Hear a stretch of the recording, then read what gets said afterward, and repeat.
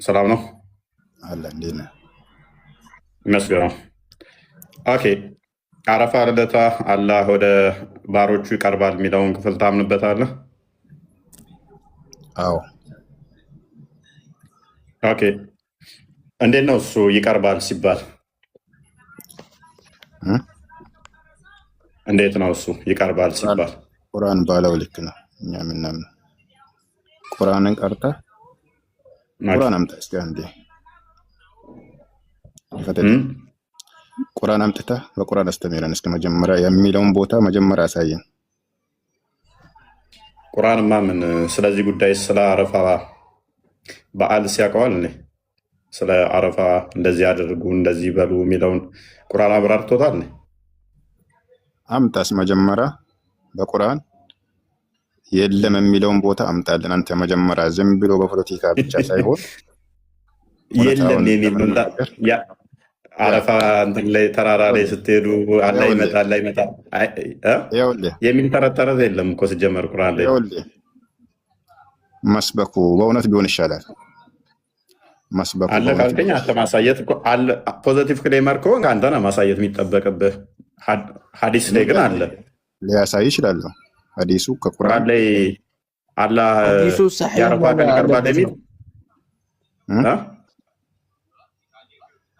አላህ መሆን አለበት። እሱ ችግር የለውም። አላህ ያረፋ ዕለት ወደ ቅርብ ባሮቹ ይመጣል የሚል በሚለው አይደለም። ይኸውልህ አንዴ እፎይ እንደማመጡ አንዴ በቁርአን አንዳንድ ቪዲዮ አምጥቶ በማሳያት አይደለም ሰውን ትክክለኛ አሁን የተጠየቀው መልስ ፕሊስ ፕሊስ አታልቅስ። አይደለም ቁርአንን አምጥተህ የመጨረሻ ዕድል ልስጥህ። የመጨረሻ ዕድል ልስጥህ። አላህ ያረፋ ዕለት ወደ ባሮቹ ቅርብ ይመጣል ነብይ ብሏል አላለም? ብሏል። መልካም። ስለዚህ ያረፋ ዕለት ወደ ባሮቹ በቅርበት ይመጣል ነብይ ካለ እንዴት እንደሚመጣ አስረዳን እስኪ። ከምዕራፍ በኋላ ግን አንተ አይልም የሚለውን ነገር አይተኸዋል? ቁርአን አንብበሃል በደንብ? ምኑ ላይ? ቁርአን ላይ ከፍ አድርጌ ይሄ ምልል አድርገህ እንዴ አንተ አምጣና አሁን አንበሳ ላውርድልህ። ቁርአን ላይ አላህ ያረፋ ቀን ወደ ባሮቹ ቅርበት ይመጣል የሚል ከቁርአን ላይ አምጣልኝ። እኔ አሁን አንበሳ አወርድልሃለሁ። አላሳይህም? ባለፈው ቁሱ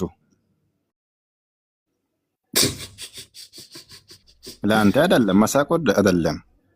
አልተገለጠም፣ ሚስጥር አልተገለጠም። አላሳየህም እንደ ይለኛል። ያውልህ በእናትህ አሁን የለው ለምን ትከራከራለህ? አንዋር እባክህ ድምፅህን እንደምሰማው ሰው ትመስለኛለህ። ስለዚህ አሁን አዲሱ ላይ ቁምና ቁርአን ላይ የለም ወደ ቅርቢቱ ባሮቹ የሚመጣ ከሆነ እንዴት እንደሚመጣ እሱን ብቻ አስረዳኝ። የአረፋ ዕለት ያችን ስፔሲፊክ ቀን የጠየቅኩ እኔ። የአረፋ ዕለት እንዴት እንደሚመጣ እሷን አስረዳኝ። ቀጥል። ማይክን አንሳ አንዋር። ማይኩ አንተ ነው። ቀጥል።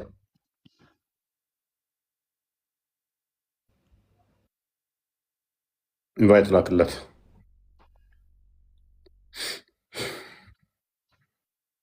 በቃ ሃይማኖታቸው ምንም ያውቁት ነገር የለም ማለት ነው።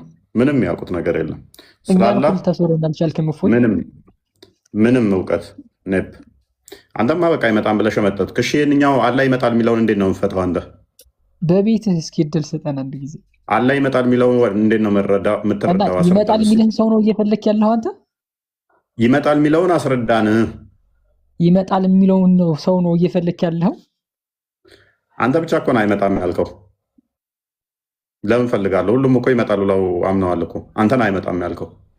ይመጣል መጥቶም ይኩራ። እኔ ነኝ ልክ ማለት ነው። ለምን ልክ ትሆናለህ? አንተም ልክ አይደለም፣ እነሱም ልክ አይደሉ።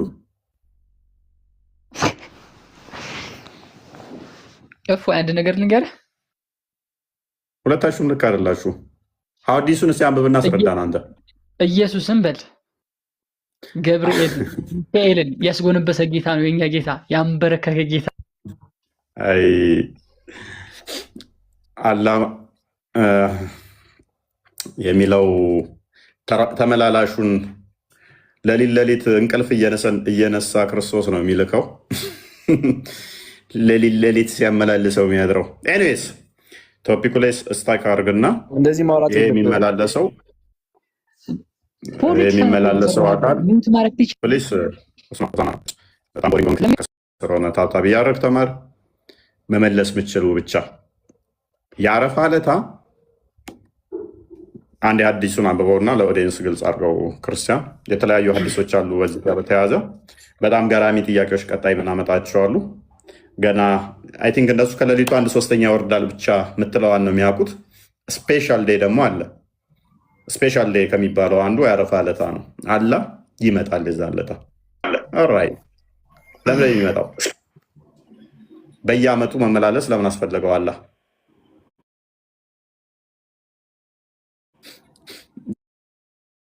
የሚመጣበት ደግሞ አስቂ ነገሮች አሉት፣ እናየዋለን። እሱ ነው ለሊት ሁል ቀን ይመላለሳል፣ ሁል ቀን ይመጣል። ደግሞ የአረፋ ቀን ደግሞ እንግዳ ሆኖ እንደገና ነው የሚመጣው። እንዴት ነው? እሱንም የምናየው ይሆናል። ባይድ ይሄ ሀዲስ ላይ ያለ ዘገባ ነው። ሙተዋቲር ነው። ብዙ ዘገባዎች አሉት። ሙስሊም ላይም አለ። ይሄ የኢብን ማጃ ላይ ያለውን አንብበላችሁና ከዛ ሙስሊሞች ትቀጥላላችሁ።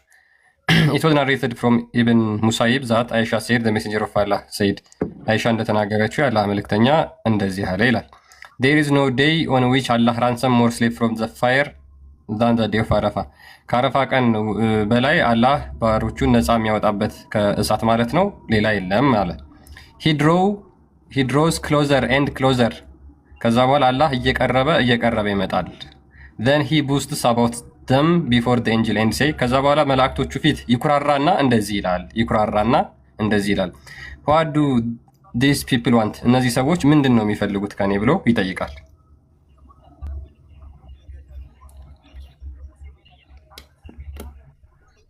የሚፈልጉትን ማቅ እንደ መላእክቶቹን ለሚጠይቃቸው መጥቶም ቀርቦም ተኩራርቶ ዘና ጀነን ብሎ መላእክቶችን ነው የሚጠይቃቸው። ምን ይፈልጉ ይመስላችኋል ነው እንጂ ምን ይፈልጉ ይመስላችኋል እንጂ ያለው እዚህ ጋር ምን ይፈልጋሉ ብሎ እነሱን እየጠየቃቸው አለ።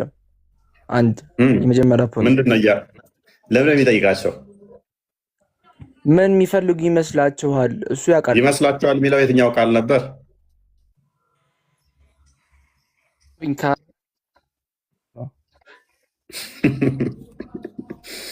ኦኬ ይመጣል አለ ያረፋ ዕለታ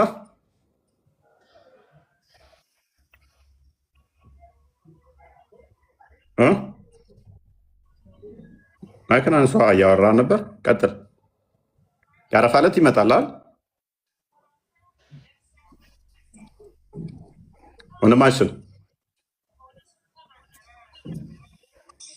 አይሰማም? ሚዩት ነው እያወራ ከሆነ ሚዩት ነው።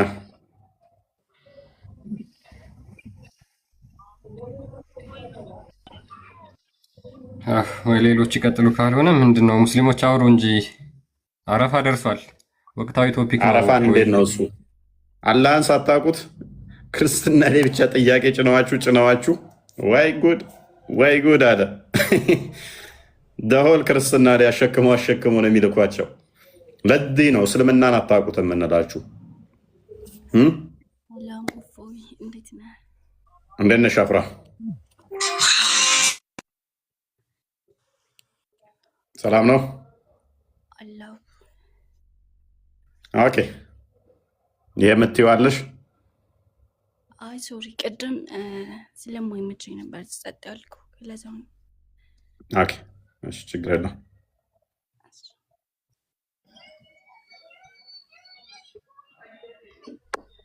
ይህንኛውን ተምረሹ ታውቂያለሽ?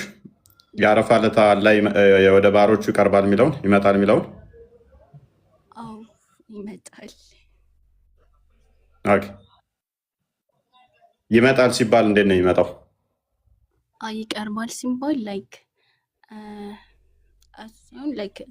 ለምሳሌ በምላስ ረዳክ ለጥርስክ ምላስ ቅርብ እንደሆነ ሆኖ ሁሉ ላይክ በምታደርገው በጠየቀው ልክ ቅርብ ነው ላንተ ምላሽ ይሰጣል እንደማለት ያክል ነው። አይ ምላሽ ሳይሆን ራሱ ዛቱ ይቀርባል ነው ኖ ምላሽ መስጠት። እንደዛ አይደለም። እኔ እስከማውቀው ነው ብቻ አላውቅም። ብዙ ያልገባኝ ነገሮች ስላሉ ያው ለመማር ወስኛለሁ ወደ አንተ ማለት ነው። መልካም። ያ ምላሽ ለመስጠት ቅርብ ነው የሚባል ኖሮ ብዙም ማተር አያደርግም ነበረ። ሊትራሊስቲክ በሆኑት ዘንድ ራሱ ነው ይመጣል ተብሎ የሚታመነው ራሱ አላህ ይመጣል። ምክንያቱም ቀጣይ ሀዲሱ እንደዚህ ይልሻል። ሎክ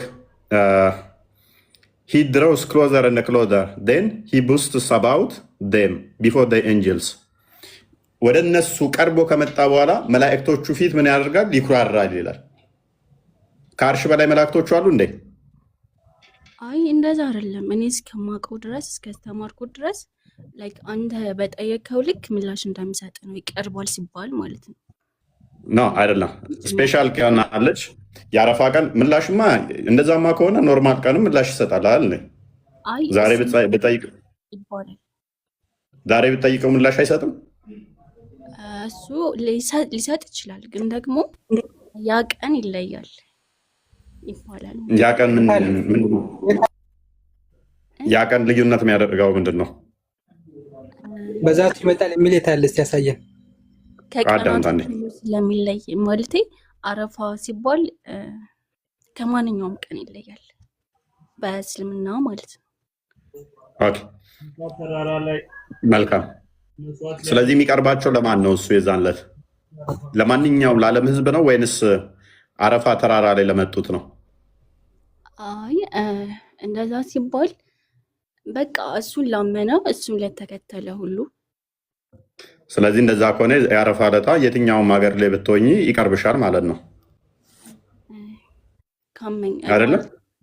ለማንኛውም ሰው አይደለም። በነገራችን ላይ እኮ ሙስሊም ለሆነ ለባሮቹ ቅርብ ነው እኮ። የትኛውም ሀገር ላይ ቢሆን ለባሮቹ ቅርብ ይሆናል ማለት ነው። እንደዛ ይባላል። ኦኬ ሀዲሶችሽ ግን እንደዛ አይሉ። ተራራው ላይ ስላሉ ሰዎች ነው ለመላእክቶቹ የሚነግራቸው። እነኚህ አረፋን ህዝቦች አያሃቸው ምንድነው የሚፈልጉት ብሎ የሚጠይቃቸው መላእክቶቹን በየሀገሩ ያሉትን ሳይሆን እዛ ለመጡት ሰዎች ነው። ተራራው ጋር ለመጡት አረፋ ተራራ ላይ ለመጡት ነው ማለት። አረፋ ተራራ አልገባኝም። አለ እንዴ? አረፋ ተራራ የሚባል አለ፣ አታውቂውም? ኧረ አላውቅም። ኦኬ ሜይ ቢ አንዴ አዲሱን እንትን ክፈትልንና እዛ የመጡትን የሚመለከት እንደሆነ እሱን እንመልከተው። አዋራ ለብሰው እንትን ብለው ለመጡት ሰዎች ነው እንደዛ የሚላቸው እንጂ በዓለም ላይ ላሉት አይደለም።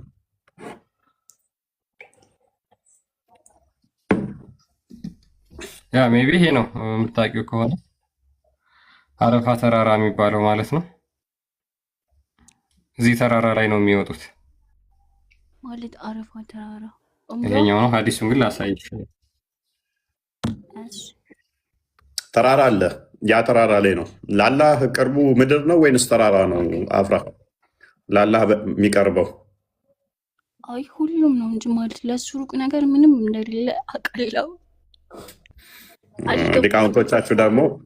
ሊቃውንቶቻችሁ ከምድር ይልቅ ተራራ ለአላህ ይቀርባል ይላሉ። ስለዚህ ወደ አረፋ ተራራ ላይ ስትወጪ እሱም ወደ አንቺ ይቀርባል፣ ትቀራረባላችሁ። ኤኒዌይስ ሀዲሱን አንዴ ነው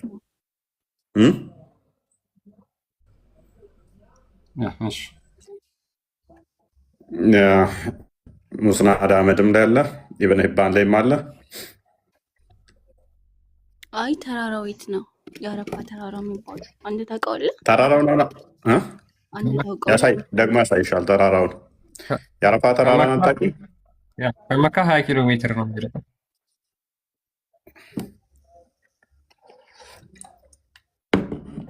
ቀጥል አንብቦ።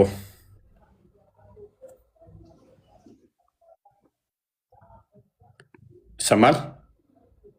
አይ ቲንክ ኔትወርክ ዞታል ይመስለኛል። ሉክ ሙስናድ አህመድ 789 ላይ እንደዚህ ይላል።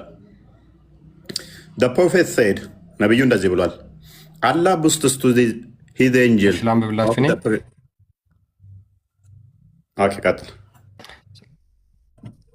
ኦኬ ተመልሳለሽ። አላህ boosted to his angels of the pilgrim on the afternoon of the day of አረፋ።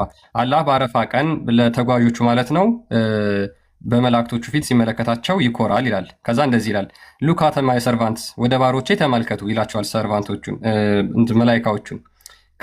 ካሚንግ ቱ ሚ ዲሼቭልድ ኤንድ ደስቲ፣ እንደዚህ ጸጉራቸውን ተላጭተው አቧራ ሆነው መጥተው ብሎ ይነግራቸዋል። ሰው እነዚህን እንደዚህ እያለ ይኮራባቸዋል ማለት ነው።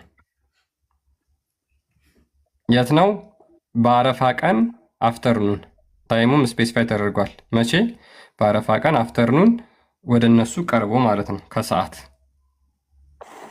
ያ አየሻል፣ መላእክቶቹ ጋር አላህ ይቀርብና ቅርብ ሆኖ ይመጣል።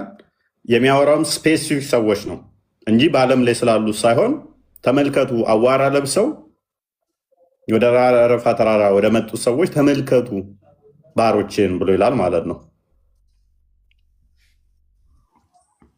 ተግባባን? አፍራ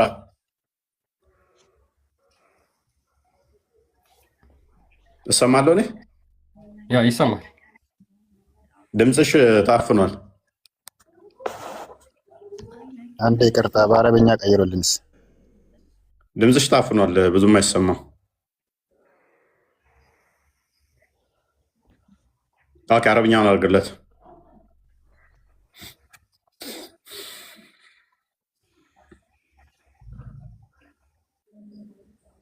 እስኪ ይሄን አንብበው። አላት ቀጥል። አንብበው እስኪ። እኛም አንብበን ጨረስን። ቀጥል አንተ። እንግሊዝኛው ሊያምንበት ስላልቻልኩ ነው እሱ እኮ። አንብብ። ይኸው ካላመንክ ይኸው ተጠፍቶልሃል። አንብብና ቀጥል። ችግር አለበት ካልክ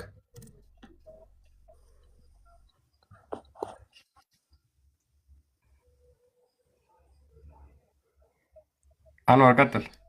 ኦኬ፣ ወደ እንትኑ ቀጥል። ኤኔስ ወደ ዋናው ተመለስና ጊዜ እየገደለን ሚዩት አድርጎታል። ወደ ዋናው ስንመለስ ስለዚህ አረፋ ቀን የሚመጣው አላህ እንዴት ነው? የአረፋ ቀን ይመጣል አይመጣም? ይመጣል አይመጣም? እፎይ ያ ማለት እኔ የገጠር ልጅ ነኝ። ያ ገጠር እንደማደጌ ግን ያው ስልህ አንድ እንደሆነ አንድ ፈጣሪ አንድ አምላክ አንድ አላህ እንደሆነ ነው የምናውቀው። እኔ አሁን ላይ ከተማ ቲንክ በተለይ በዚህ 4 ዓመት ጀምሮ ያለው የጎንዮሽ ንጽጽርና እያንዳንዱ ፓርት አካሄድ ነው አሁን ነው የገባኝ ማለት እንጂ በፊት ሰውን አክብረ ፈጣሪ በቃ በዓል ከሆነ በዓል ነው፣ በቃ አረፋ ከሆነ ኢድ ከሆነ ኢድ ነው። በጣም የምናከብረው በጣም የምንከባበረው አንዱ የአንዱን ሃይማኖት አይነካካም። እና አላህ በአረፋ ቀን ይመጣን ሲባል ይመጣን፣ ለዛውም ከመሬት በከፍታ ላይ እስከ 100 ሜትር በሚርቅ ተራራ ላይ መጥቶ ለነቢያቶች ምን ይላቸዋል?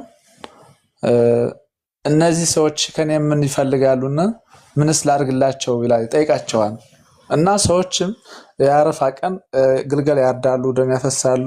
በገጠር በአካባቢ እያንዳንዱ ነገር ያው ምንም ቢያንስም እያንዳንዱ ነገር ይከበራል። አንዱ ከአንዱ ቤት አይሄድም፣ የተከባበረ ነው። እና እኔ ያለው ነገር ያው አሁን ላይ በተለይ እንግዲህ እኔ አላህ ይሮጣን አይሮጥም የሚሮጥ አምላክ የሚሮጥ አምላክ እኔ አላቅም። እንግዲህ እስካሁን እንደዛ አላሳደጉኝም። አሁን ነው ግልጽ የሆነልኝ ያለውን ነገር። አይ ቲንክ ከአንተ መማር ፈልጋለሁ። በውስጥ ጻፍልና ወደ እንግዲህ ክርስትና በመጣ ደስተኛ ነኝ። እንግዲህ እኔ ፈጣሪ ፈቅዶት ወንድሜዋ እዚህ ወንድሜም ጓደኛዬም እዚህ ጠይቀህን አጋጣሚ አሁን ስራ ቢዚ ካልሆናችሁ አመሰግናለሁ። መልካም እሺ፣ ጻፍልን፣ መምህር እንመድብላለን። ጥያቄዎች ካሉ ምናምን ጥያቄዎች ይመልሱላል። ትምህርቶች በደንብ መማር ስላለባችሁ እኛ ጋር ገስ ላይ የሚሆን ነገር የለም። ከስር ያላችሁም ነሰሰርሊ እዚህ መምጣት አይጠበቅባችሁም። በውስጥ ጻፉልን፣ መምህር እንመድብላችኋለን፣ ትማራላችሁ። እንደዛ ነው የሚሆነው። እኛ ጋር ገስ ላይ የሚሆን ነገር የለም። ተተስማማ ትቀበላለህ። ትምህርቱ ከገባ በኋላ በዛ ነው። ኤኒዌይስ ዋናው ነገር ምንድነው? እሱ አንድ አምላክ እናመልካለን። ያው አንድ አምላክ ከዛ በዓል እናከብራለን። እንደዚህ ያን አናውቀውም። ንጽጽሩ በፊት እንደዚያ ነበረ። አብዲ አንድ ያደረበኝ ያ ንጽጽሩን እነሱ ጀምረውታል። ያው እነሱ ጀመሩት፣ እኛ ደግሞ እያስቀጠልነው ነው። እግዚአብሔር የተመሰገነ ይሁን። ቅድም ብያችኋለሁ፣ እጅግ በጣም ብዙ በዚህ ሰሞን እንኳን በአት ብዙ ልጆች ያልመለስኩላቸውም አሉ። ሜይ ቢ ሲመቸ ይመልስላችኋለሁ። ብዙ ቴክስቶች አሉ። ለመምህራን ሪአሬንጅ እያደረግን ነው፣ ልጆች እየሰጠን ነው። ከስር ነው ቁጭ ብለው የሚታዘቡ በተለይም ደግሞ አብዛኞቹ አሁን ላይ እንዲወጡ እያደረጋቸው ያለት የኡስታዞቹ ውሸት ድራማ የሰሯት ማለት ነው። እኛ ሁሌ የምንላለን ታማኝነታችንን ማስቀጠል፣ እውነታን መግለጽ። አንተ አምላክህን አታውቀውም ማለት እኛ ስንነግራችሁ እንዳለ የጫኗቸው የእኛ ላይ ያለውን አስተምሮ ብቻ ነው። ክርስትና እንዲህ ነው፣ ክርስትና እንዲህ ነው። የእሱ አምላክ በየቀኑ ለሊት ጸሎት ለመስማት ከአርሽ ወደ ቅርቢቱ ሰማይ ይመጣል እየተባለ እንዳለ ክርስትና ሲተችው አምላክ እንዴት እንደዚህ ይሆናል፣ አምላክ እንደዚህ ይሆናል። እያንዳንዱ ተጭነው የሚመጡት ያ ነገር ነው። ኦኬ የእኛ በደንብ ማብራራት መተንተን እንችላለን። እናንተ ጋር ሳተነትኑ ሳታብራሩት እንዲሁ የተቀመጡ ለዘመናት የተቀመጡትን ግን አሁን እንዴት ታዩታላችሁ? ደግሞም ሊትራሊስቲክ ለሆኑ ሰው ያንን ነው እያደረግን ያለ ነው። ይህንኛ አሁን አንዱ ከተራሮች አላህ ለተራሮች ቅርብ ነው። ቅድም እንዳለው ተራራ ላይ ይቀርባል አለን ሰይድ ዑመር። ሜይ ቢ ክርስቲያን ታዘጋጅልናለህ። ይህንን እነ ኢብኑ ተሚያም እና ደርሚ ይሉታል። ከምድር ይልቅ ተራራ ላላህ ቅርብ ነው። ሰይድ ዑመርም እንዳለው ቅድም እኛም እንዳልነው እና ኢብኑ ተሚያ ሸይኹል ኢስላም የሚሉት ኢብኑ ተሚያ አፍራ ቅድም ምን ብላን ነበር? እንደውም አፍራን እንደውም ላሳፍራት አፍራ አለች አፍራ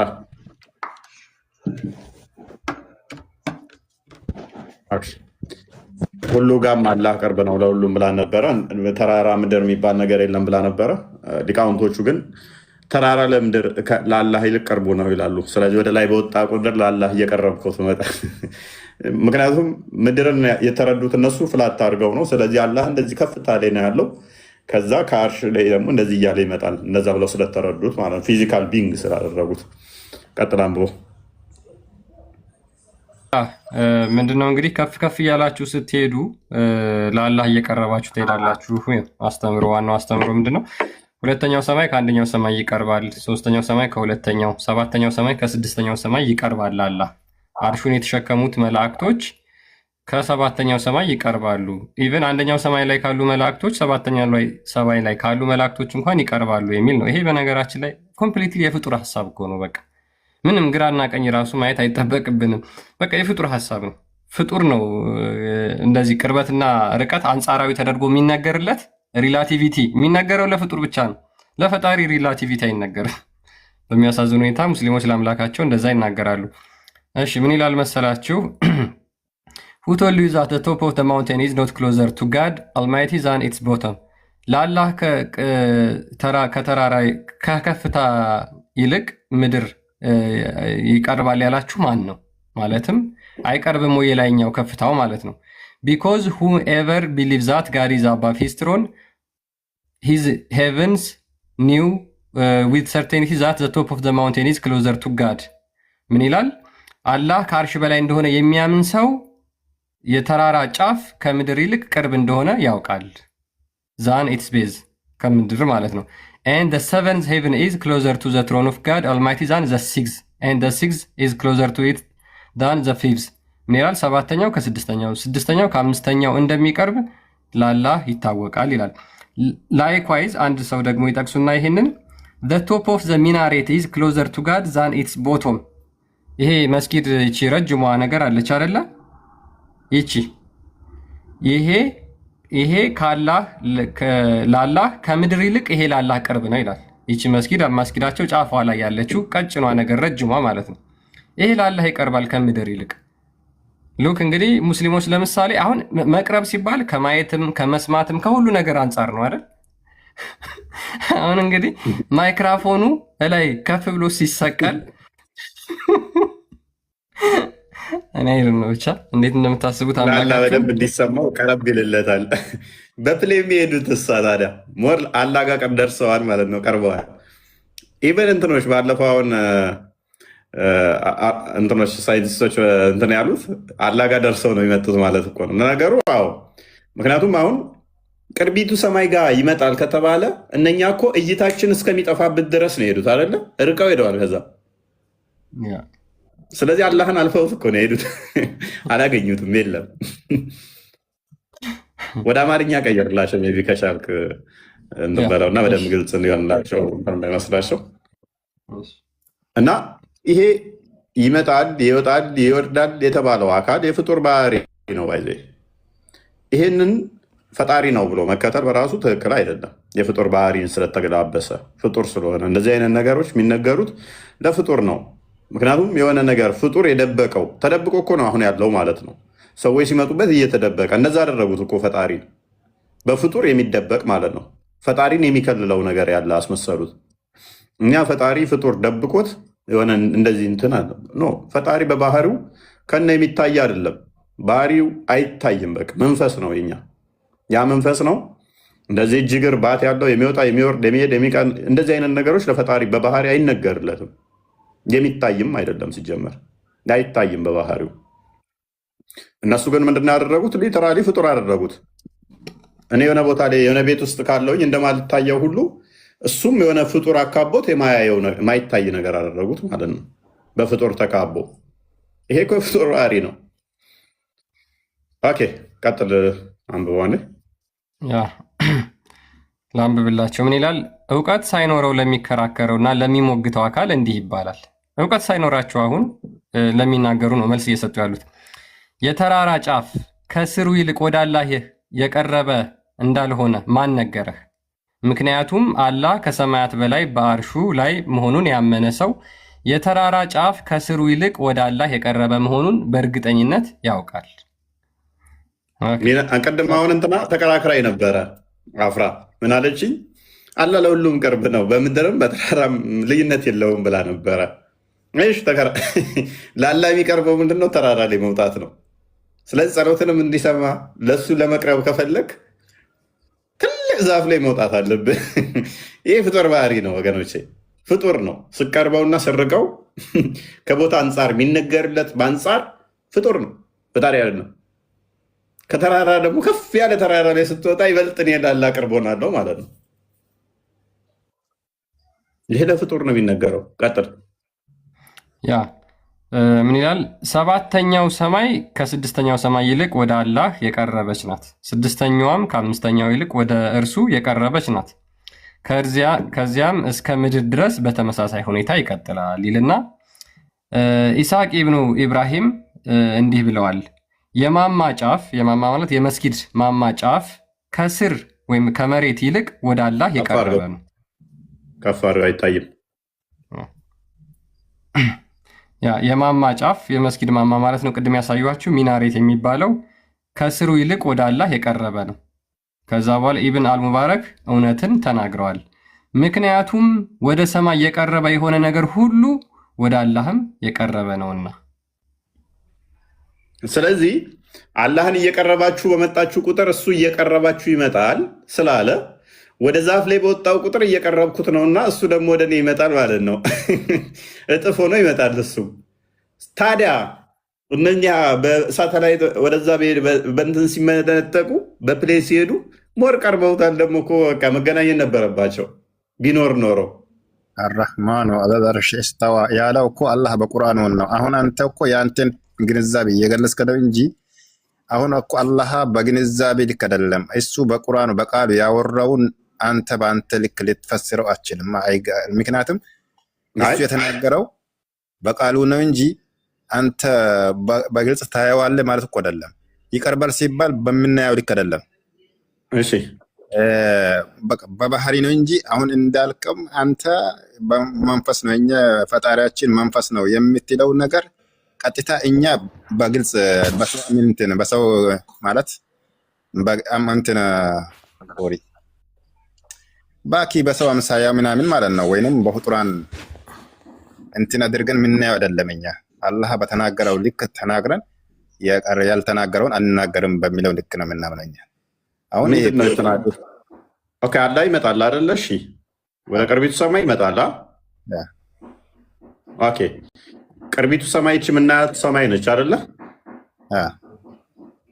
መልካም እቺ የምናያት ቅርቢቱ ሰማይ ከሆነች አላህም የሚመጣ ከሆነ ሳይንቲስቶች ለምሳሌ እኛ ከምናየው በላይ ርቀው ሄደዋል አይደለ? ይሄ ፖለቲካዊ ነው። ፖለቲካ ውስጥ አትግባ። ይሄ አይደለም መሆን የለበትም እንደዚህ። ይሄ ፖለቲካ ነው። ሳይንቲስቶች እንደሄዱ ታምናለህ? ሳይንቲስቶቹ እንደሄዱ ታምናለህ? እና አታምንም? እነሱ መሄዳቸው ፈጣሪን ለማየት ነው የሚሄዱት እነሱ። አይ ፈጣሪን ለማየት ባይሄዱም እነሱ ግን ርቀው ሄደዋል አይደለ? ከአይናችን እስክንሰወር ድረስ እስኪሰወሩ ድረስ ርቀው ሄደዋል። ከምናያት ሰማይ ርቀው ሄደዋል እኮ። ይሄዱ አይሄዱ ይሄ ፈጣሪን እናያለን ብለው ሄደዋል ነው ወይ? አጭሩ አሁን ችግር የለውም። አሁን የኔ ጥያቄ ምን እንደሆነ ታውቃለህ? ስለዚህ እሱ ሁሌም የሚመጣ ከሆነ ሊያገኙት ይገባል እኮ። ምክንያቱም ማይታይ መንፈስ ስላልሆነ እናንተ አላ የሚታይ እጅ እግር ያለው ስለሆነ ሊያዩት ይገባ ነበረ ቢኖር አለኝ ያለው ደግሞ ያልገለጸውን አልተገለጸም በሚለው ነው። ጨርሶታል እኮ ኡስታዛችን ማለት ነው። አሁን ይሄ ምን ብለን ለአንተ እንደምናስረዳ ነው ግራ ገባን። ምክንያቱም ያለው ነገር ጨርሶልሃል እኮ። አልተገለጸም። ያልተናገረው ተናግረዋል፣ ያልተገለጸው አልተገለጸም ነው። እንግዲህ እዚህ በላይ ምንድን አንዋር እፎይ ትሰማኛለህ? አንዴ ጥያቄ መጠየቅ እችላለሁ? ኡመር እስኪ አንድ ጊዜ የሚውት አድርግ። አንዋሬ አንተም ምሳሌ አንተን ፈጣሪህን እግር አለው ብለህ የምታምነው እግር የለውም ብለህ የምታምነው ንገረኝ። ያንተ ፈጣሪ ባት አለው የለውም? እስኪ ይህን ብቻ ንገረኝና ከዛ ወደ እፎይ ወደ እሱ ትሄዳለህ። አንተ ሚውት አድርግ። አንተ ሚውት አድርግ። ሚውት አድርግ። አንተ ራስህ እግር አለው ብለህ ነው ወይ የምታምነው? አንተም እግር አለ እሱም እግር አለው ወይ? አለው እንላለን። አለው ለማውጣት። እሺ እና ጭንቅላት ለምን? እሺ ጭንቅላት ለምን የለውም አልተገለጠ? ለምን አላችሁ? ኡስታዛችሁ ባለፈው ለምን እንደዛው አዋርደን? ምን ብለው ወረደ? አንተ ሙስሊም ነው አንተ? አዎ ጭንቅላት የለውም ብለህ ነው የምታምነው? አለ ብለህ ነው የምታምነው አንተ? ጭንቅላት አለው ብለህ ታምናለህ? አላህ በቁርአኑ አለኝ ያለውን ነገር አለው ብለን እናምናለን። ያልተናገረውን ነገር አንናገርም። ጭንቅላት ነው ነው ጭንቅላት ቆይ ጭንቅላት ከብቶ አንዴ ጥያቄ መጠየቅ እችላለሁ? አንዴ ጭንቅላት አለው የለውም? ጨርሶልሃል።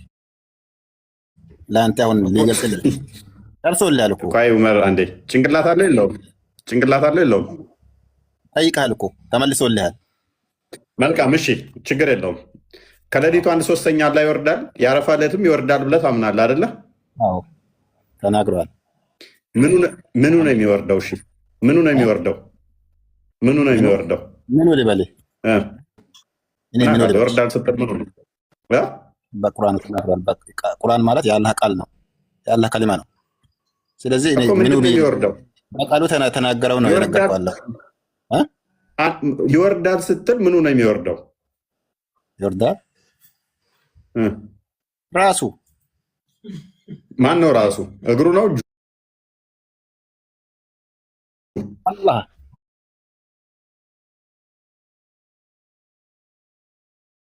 አንተ ሳትፈጠር ምድር ሳይፈጠር ሰማይ ሳይፈጠር የኖረ አላህ ነው የሚወርደው። አየህ እኮ ራስ የለውም ብለህ ነበር እኮ ራሱ ይወርዳል። አሁን ደግሞ አየህ አንዋር ቅድም ታው ብዬ ነበር። ያው ቅድም የለውም ብለህ ነበር። አሁን ደግሞ ራስ አለው አልክ። ታዲያ እንዴት ነው የምታወዛግቡን? ታዲያ እንዴት ብለን እኛ እንቀጥል? ማለት ራሱ ይወርዳል አልክ። አሁን ደግሞ ራስ አለው እንዴ? ወደዛ አትሄድ። እኔ ለአንተ ከዚህ በላይ ሊመልስልህ ስላልቻልኩኝ ከአንተ አሁን ከኡስታዝ እሱ በላይ እውቀት ስለሌለኝ መልሶልሃል። እዛ ጋር እኔ አትጠይቀኝ፣ ምክንያቱም ጠይቀህ ተመልሶልሃል ለማለት ፈልጌ ነው። ይቅርታ አድርግልኝ። እሺ ቴንኪው። አልተገለጠም፣ ተመልሶልኛል። አልተገለጠም፣ ያው ኮመንትም እየመለሱልኝ ነው። አልተገለጠም እያሉ ነው። እናመሰግናለን። ኮመንትም ላይ አልተገለጠም እያላችሁ እየመለሳችሁ ያላችሁ ደርሶኛል መልሳችሁ። ሲገለጥ ጥሩኝ። እሺ ያልተገለጠ አምላክ አታምልኩ። ወይስ ዋናው ወደ ቶፒካችን እንመለስና አላህ ለምንድን ነው የአረፋ ዕለት የሚኩራራው? የሚኩራራው ይኩራራ ማን አየ? በጣም እኮ ማንም ያየ የለም። ሰሂህ ነው ሐዲሱ? አዎ ሰሂህ ነው። ችግር የለውም። ሐዲሶች በምናምን እናሳያለን።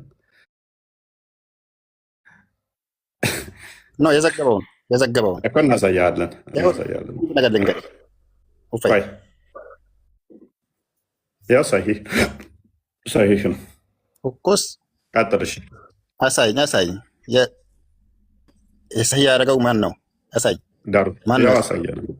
እንዳይደለም በጣም ብዙ ነው አንዋር፣ ሜቢ በጣም ብዙ ሀዲስ ነው፣ በርካታ ሀዲስ ላይ ነው ያለው። እሺ ምናልባት እኛ በመረጃ በማቅረብ ያን ያህል ልትጠራጠረን የምንገባ ሰዎች አይደለን። እውነት ለመናገር ሜቢ የዘገበውን ማየት ባህሪ ላይ ማውራት ይቻላል። አቡ ያህያ ተረጋጋና አንዋር ይቀጥል። ያ ሳይ የሆነ ሀዲስ ነው። ሌሎች ሀዲስ አይነት ላይ አለ፣ እሰጥሃለሁ ከፈለግ። ኢብን ማጃ 3014 ላይ ነው። ገብቶኛል። መጨረሻ ውረድ እስኪ ሰሂህ የሚለውን እንደ መጀመሪያ ያው የቱ ጋር ነው? ሰሂህ ቡኻሪ የለ። ሀዲሱ ሳሂህ ነው፣ ምንም አያጠራጥርም። አለ ታይቷል። አንብብልኝ እሺ። በሪቀት ስለሆነ ብዙ ስለማይታየኝ እኮ ነው። ይቅርታ። ለአንብብላ አንዴ። አይ ሳሂህ ነው፣ ችግር ሌሎችም ሀዲሶች ብዙ እሰጥሃለሁ፣ አንድ ብቻ አይደለም። እሺ ምን ይላል መሰለህ? There is no day on which Allah ransom more slave from the fire than the day of Arafah. አላህ ባሮቹን ከእሳት የሚያድንበት ቀን ከአረፋ ቀን የበለጠ የለም ይላል። He draws closer and closer. ከዛ በኋላ አላህ እየቀረበ ይመጣል። Then he boasts about them. ከዛ በኋላ አላህ ይኮራል በማፊት before the angels በመላእክቶቹ ፊት and says ከዛ እንደዚህ ይላል what this people want. Yeah. He boasts about them before the angel and says what do these people want. ከዛ በኋላ ይኮራና እነዚህ ሰዎች ምንድን ነው የሚፈልጉት ይላል። እሱን ያላቁስ እሱን በማላቅ ነው የሚኮራው። አየህ፣ እሱ ፈጣሪ አንድ አድርጎ መያዝ ብቻ ነው የሚኮራው። እሱ ኩራት ሲባል ወይ አንተ ወይ እኔ በምንኮራበት መልክ አይደለም የሚኮራው፣ በባሪያዎቹ ተደስቶ ማለት ነው። አየህ፣ ኦኬ። ኩራት ማንፊት ነው የሚኮራው። ማንፊት ነው የሚኮራው ይህ ማለት ነው። ሲያወድሱት አይቶ ተደስቶ ደስታው ማለት ነው። ከማን ጋር እያወራ ነው የሚኮራው? ማንፊት በጣም ነው የምትገርሙት። በጣም ነው የምትገርሙት ወላሂ። ለምን እንገርማለን? ቀላል ጥያቄ ነው። እነ ማንፊት ነው ሀዲሱ አሁን ተነቦላል። በደንብ ሰምተው ከሆነ ባሮቼ ምንድን ነው የሚፈልጉት ብሎ ጠይቋቸው ይኮራል አለ ፊታቸው። ማንፊት መላእክቶቹ ፊት ነው መክሉቅ ማለት ነው። እሱ በፈጠራቸው ከፍጡራኖች እሱ ጋር ሊያወድሱት በሄዱት በሚመናዎች ማለት ነው። የት የሄዱት? አረፋ ተራራ ጋር አይደለ? መልካም። ስለዚህ አላህ መላእክቶቹ ፊት የሚኮራው መላእክቶቹ የት ነው ያሉት? መላእክቶቹ ሰማይ። ኦኬ፣ ሰማይ የትኛው ሰማይ? አንደኛ፣ ሁለተኛ፣ ሶስተኛ፣ ሰባተኛ? የትኛው ሰማይ ፊት? የትኛው ሰማይ ላይ ነው ያሉት? አሁን በኔዋ አሚሮ ልክ ቢነግርህ እንኳን በኡስታዞቹ በተነገረ ልክ ያላልተቀበልከው አንተ እኔ ቢነግርህም ልትቀበለኝ ስለማልችል በዚህ ልክ ይብቃኝ። አንተ ትሻላለህ እኮ እሱ እኮ አልተገለጠም ብሎ ነው የነገረኝ። ወላሂ አልሻለም። አንተ ትሻላለህ ከምር። ኤኒዌይስ በመላእክቶቹ ፊት ይኮራል ካልክ መላእክቶቹ ደግሞ የት ናቸው ብዬ ስልህ ሰማይ አልከኝ። ሰማይ ከሆኑ መላእክቶቹ እዛ ሰማዮች ውስጥ እነሱ ጋር ነው ወይ የሚኮራው አላህ? ኤኒዌይስ ሁሴን እንኳን ደህና መጣ። አይ ቲንክ ሁሴን ይቀድማል ካለ ሁሴን አንድ ቁጥር።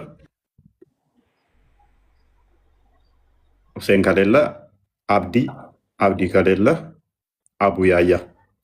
አይዳ ትቀድማለች ግን ሶሪ አይሰማም። አይዳ እንኳን ደህና መጣሽ። እና ጥያቄ ነበረኝ ለኔ። ጥያቄ ትንሽ ቆየት በል። ይህንን አዲስ እንዴት ትቀበለዋለህ? አላህ ያረፋ ቀን ወደ ባሮቹ በቅርብ ይመጣል። እኔ እሱን ለጥያቄ ነው የመጣሁት። ጠይቃለች። ጠይቃለች። ኦኬ አቡ ያያ ይሄን አዲስ ትቀበለዋለህ? በደንብ ኦኬ።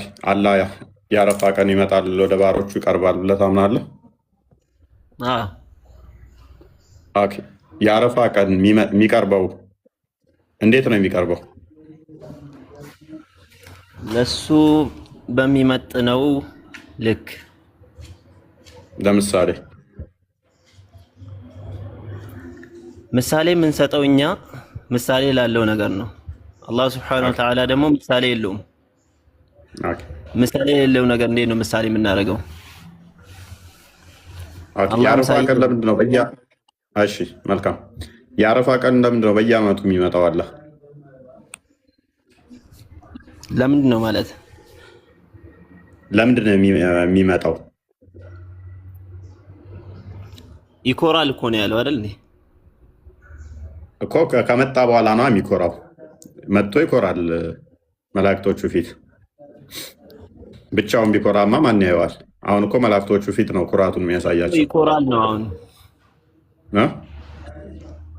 መጥቶ ምን ያደርጋል ሳይሆን አላህ ይኮራል በባሮቹ ባደረጉት ነገር ተደስቶ እሱን ስላላቁት። እሱ ችግር የለውም፣ እሱን ተስማማኝ። እሺ ይመጣና ይኮራል። ለምንድን ነው የሚመጣው? ነው ለመኩራት ነው የሚመጣው? ሐዲሱ ላይ ለዚህ ነው የሚመጣው ነገር ተብሏል እንዴ? እኮ እየጠየቅኩ ነው እኮ እኔ ለሚመጣበት በየዓመቱ ለምንድን ነው የሚመላለሰው? አለ አሁን እኛ የምናወራው ስለ አምላክ ነው አይደል እንዴ? ስለ ፍጡር ነው እንዴ? ስለ ፈጣሪ ነው አይደል እኮ። ስለ ፈጣሪ ስናወራ እኮ ካለን እውቀት እንኳን ስለ ፈጣሪ ተውና ስለ ፍጡር እንኳን ካለክ እውቀት አልፈህ መናገር አትችልም። ምክንያቱም ይሄ አደብ አይደለም፣ ልኩም አይደለም። እኛ ጋር ግን ስጠይቁ እኮ ችግር የለባችሁ። ክርስቶስ በስጋ መጣ፣ ለምን መጣ፣ እንዴት ሄደ፣ እንዴት ወጣ፣ እንዴት ገባ ስጠይቁ ችግር የለባችሁም። እናንተ ጋር ግን አሁን ቀላል ጥያቄ ነው። በየዓመቱ አላህ ለምንድን ነው የሚመጣው? እኛ እኮ ስለ አላህ የምንናገረው ነብዩ የነገሩንን ልኩን ጠብቀን በዛ ልክ እንናገራለን። ምክንያቱም ስለ አላህ የሚያውቀው ከነብዩ በላይ ማንም የለም። እነሱ የተናገሩትን እንናገራለን። በተናገሩት ልክ ደግሞ ተናግረን እዛው እናቆማለን። አደብ የሌለው ሰው ደግሞ ስርዓት የሌለው ሰው አልፎ የፈለገውን መቀባጠር ይችላል። ይህ ነው የኛ ለምን ተሳጫለህ? ቆይ አቡ ያያ ምንም እኮ አደብ ማጣት ጉዳይ አይደለም። ኖ ቀላል ጥያቄ ነው የጠየቁ። አላህ ይመጣል የሚለውን ተስማምተናል አይደለ? ለምን ይመጣል አልከኝ እኮ። ለምን ይመጣል አልከኝ። ለምን ይመጣል ለምን ትላለህ ነው። ምክንያቱም ሐዲሱ የሚናገረውን አልፈህ ሌላ ጥያቄ የምትጠይቅ ከሆነ እኔም እኮ ስለሌለ ነገር ብጠይቅክ መልስ አትሰጠኝም፣ ወይ ደግሞ ፋብሪካ ትነግረኛለህ እንጂ እኔ ያው የቾከልኩብህ አይደለም። አነጋገሬ ትንሽ እንዲህ ስለሆነ ነው አይደለም። አላብራራሁማ። ይመጣል አልከኝ። አንድ አካል ይመጣል ካልከኝ በኋላ የሚመጣበት ምክንያት መገለጽ አለበት። ደብረ የሚመጣው ይሄንን እኮ ነው የጠየቅኩ። አሁን አንተ ከኔ የምትፈልገው ታዲያ ነብዩ ያልነገሩንን እኔ አውጥቼ ከራሴ እንድነግርህ ነው የምትፈልገው? ከዛስ አይ ኖ አላቅም እኮ ወይንም ደግሞ አላቅም ወይንም ደግሞ አልተገለጸልንም ይቻላል። አልተገለጸም ኡስታዙም እንዳለው አልተገለጸም ማለት ይቻላል። አልተገለጸም እኮ ለእኛ ምንም አያሳፍረንም። ምክንያቱም ስለ አላህ በተነገረን ልክ ተናግረን ከዛ በኋላ ባለው አልተገለጸም ማለት ይህ እውነተኛነትና ግልጽነትን ነው የሚያሳየው። ስለዚህ ያ ግልጽነትን ሊመስል ይችላል። በደንብ አስተውሉ። ለዘመናት ጥያቄያቸው እነሱ እኛ ጋር አምላክ እንዴት በሶስት አካል ይገለጣል፣ እንዴት አንድ ሲደመር አንድ በጣም ከባድ ማትስ ነው የሚል በየቀኑ አምላኩ ይወርዳል። ስፔሻል ዴይ ደግሞ የአረፋ ቀን ይወርዳል ብለው ያምናሉ። ለምን የሚወርደው? እንዴት ነው የሚወርደው? አልተገለጸም። የራሳቸው ጋር ሲሆን አልተገለጸም። እኛ ጥያቄ የምናነሳው እኮ ከመጽሐፍ ቅዱሱ ራሱ ተነስተን ስለሆነ ነው። እኛም ተቁራናችሁና ከአዲሳችሁ ተነስተን እኮ ነው ጥያቄ እያነሳን ያለ ነው። የሚጻረሩ ነገሮችን አንስተን ስንጠይቅ ለምንድን ነው በቂ መልስ ማናገር? የሚጻረርብህን እኮ አንስቼ እየጠየቅኩህ እኮ ነው። አንተ ያልተጠቀሰን ነገር ነው የጠየቀው። ግን ኢየሱስ አንድ ቦታ ላይ አምላክ እኔ ነኝ ብሎ የተናገረበት ቦታ ስጡን ስንል መልስ የላችሁም። እስኪ አላህ ይመጣል ያልከኝ አንተ ነህ። አረፋ ዕለት ይመጣል፣ በመላእክቶቹ ፊት ይኮራል አልከኝ። መላእክቶቹ ያሉ ከአርሽ በላይ ነው ከአርሽ በታች ናቸው?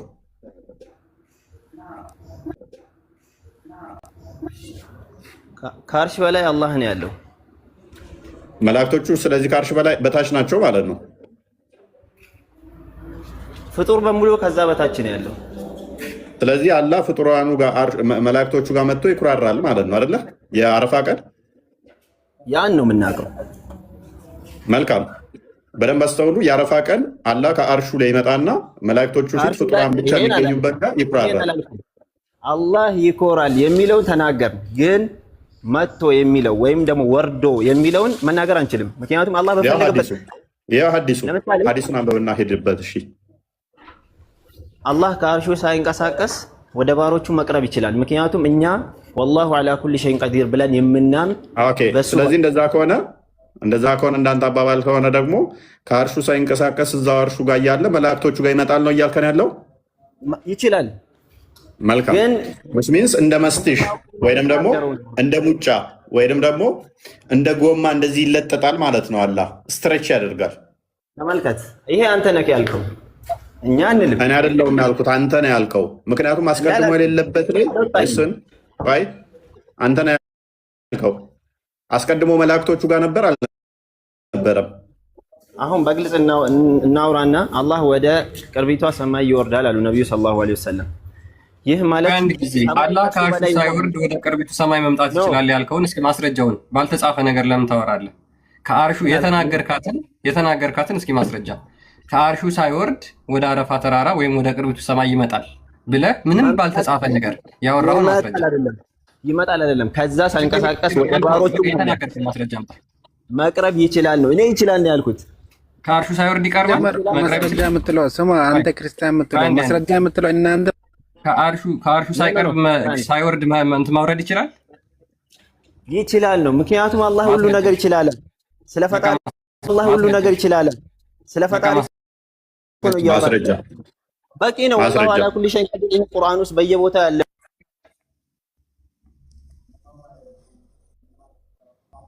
አብዲ ማይክን አታንሳ። አቡ ያህያ ማይክን አንስታ ቀጥል። አቡ ያህያ ሚዩት አድርገውት ነው። ማን ነው ሚዩት ያደረገው? እሺ አቡ ያህያ እያልን ያለ ነው። አንተ ምን አልክ? ከአርሹ ሳይንቀሳቀስ ነው የሚመጣው አልከን አይደለ? እኔ እንደዛ አላልኩም ነው። እንግባባኝ። ከአርሹ ሳይንቀሳቀስ ወደ ባሮቹም ሆነ ወደ ቅርቢቷ ሰማይ መውረድ ይችላል ነው። ይሄን እንድትረዱ ፈልገው ነው። ሌላ ከእኔ ንግግር አንተ ሌላ ነገር ማውጣት እንደማትችል ነው ይሄን የምነግርህ። ምክንያቱም አላህ ታይ ነው። የግድ አንድ አዳምጣ። ተስማማሁኝ። ስለዚህ ከአርሹ ሳይንቀሳቀስ መላእክቶቹ ጋር መጥቶ ይኩራራል። ሙሉ ለሙሉ ነው የሚመጣው ወይንስ ግማሽ አካሉ ነው የሚመጣው? ይችላል ማለት እኮ ሆነ ማለት አይደለም። ሙሉ ለሙሉ ነው የሚመጣው ወይንስ ግማሽ አካሉ መጥቶ ነው የሚኮራው? አላህ ሱብሓነሁ ወተዓላ ወደ ሰማይ ዱንያ ይወርዳል ወይም ደግሞ ይወርዳል ስንል የግድ ፍጥረታት ከሱ በላይ ይሆናል ማለት አይደለም ነው። አልጠየቅኩም። እዚህ ጋር ሐዲሱን አውራ አቡ ያህያ፣ ሐዲሱን አውራ። መላእክቶቹ ፊት የሚኩራራው ግማሽ አካሉ ነው እግሩ ነው የሚመጣው ወይንስ እጁም እግሩም ሌሎች አካላቶቹም ይመጣሉ? አለ ሐዲሱ ላይ ይኮራል መጥቶ የሚለው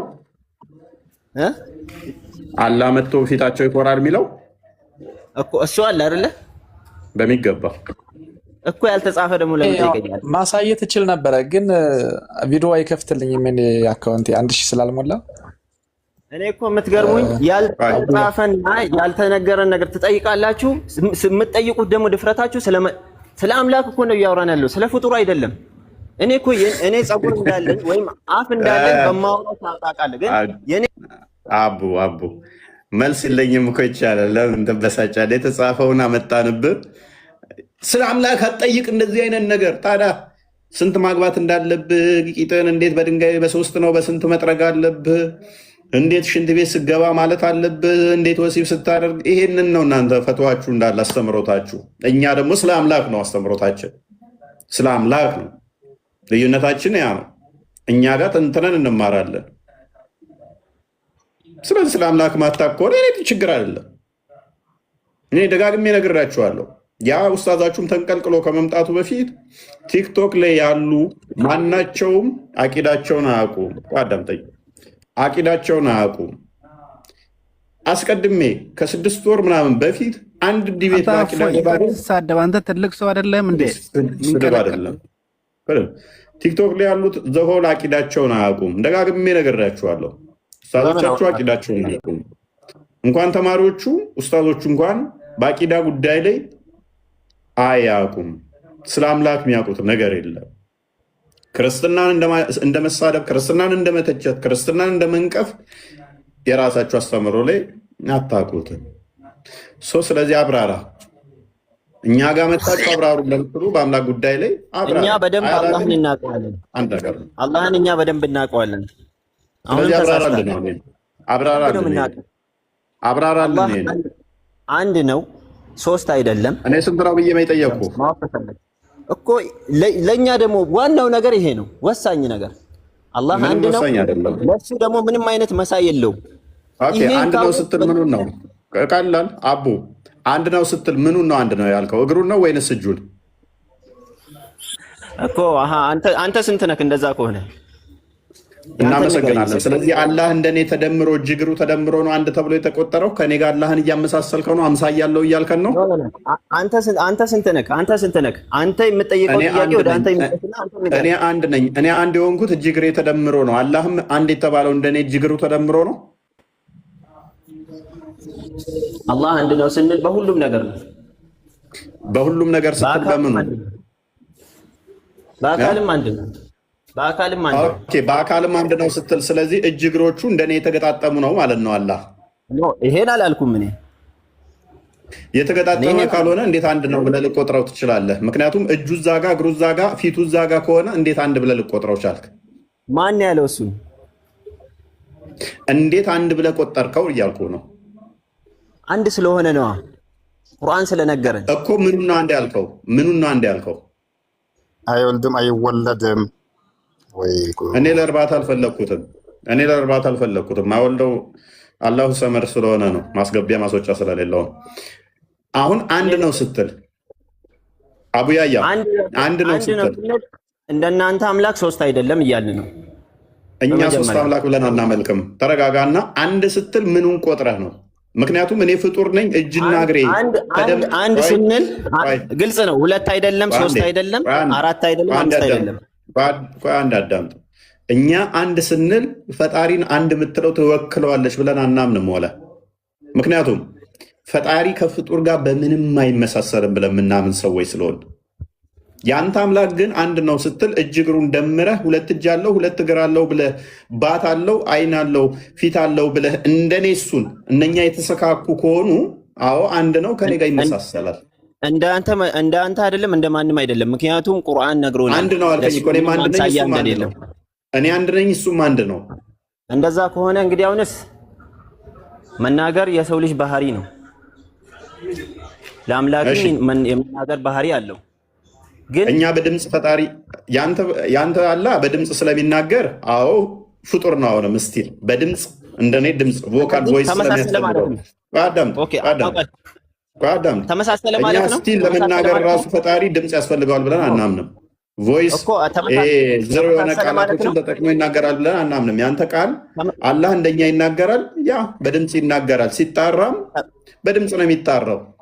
ተመሳሰለ ማለት ነው።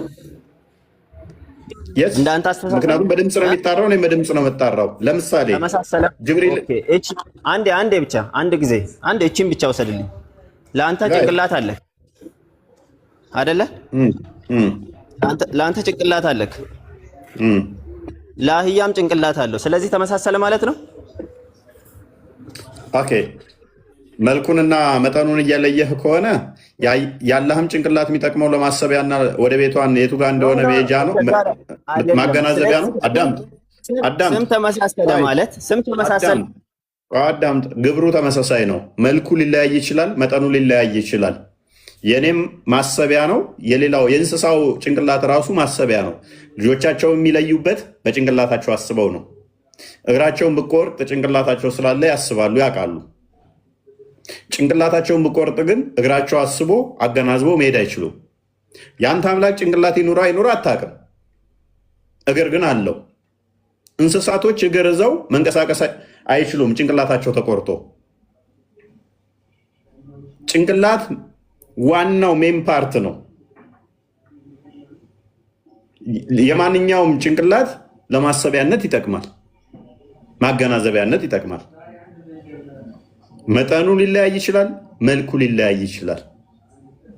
አላህ ደግሞ እንደ አህያም አይደለም፣ ከኔ ጋር ነው የሚቀርበው። ምክንያቱም እሱም 2 እጆች አሉት። አህያ 2 እጆች አሏት ብለህ ታምናለህ እንዴ? ግራና ቀኝ 2 እጆችን አላት አህያ።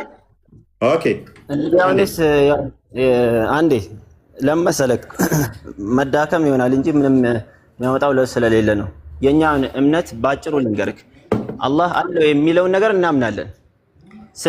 ስናረጋግጥለት ግን ከሌላው ጋር እያመሳሰልን አይደለም። ለምንድን ነው ማነመሳሰለው? ምክንያቱም እኔ የሚመስል የለም ብሏል። ለእኔ አምሳያ አታድርጉ ብሏል። ፈላ ተድሪቡ ሊላሂ ልአምሳል ለይሰ ከሚስሊሂ ሸይ እያለ ይናግራል በየቦታው። ስለዚህ የእኛ ግዴታ ይሄ ነው። እግር አለው ከተባለ እግር አለው። አዎ፣ እንዴት? ለሱ እንደሚገባው። ይህ የእኛ እምነት ነው። ለአንተ በፈለግከው መንገድ መተርጎም እና እንደፈለግክ ማጠማዘዝ ትችላለህ፣ ልክ ሌሎች በእኛ እምነት ውስጥ እንዳጠማዘዙት። እኛ ግን አደብ አለን። አለው የተባለውን አለው ብለን እናምናለን። ያልተገለጸውን ደግሞ አፋችንን እንይዛለን። ምክንያቱም ስለ አምላክ ነው። ስለ አምላክ ስናወራ ደግሞ ስርዓት አለ። ስለ ሰው ልጅ እንኳን የሌለበትን ወይም ያለበትን ነገር ብትጠየቅ እኮ አላውቅም ነው የምትለው።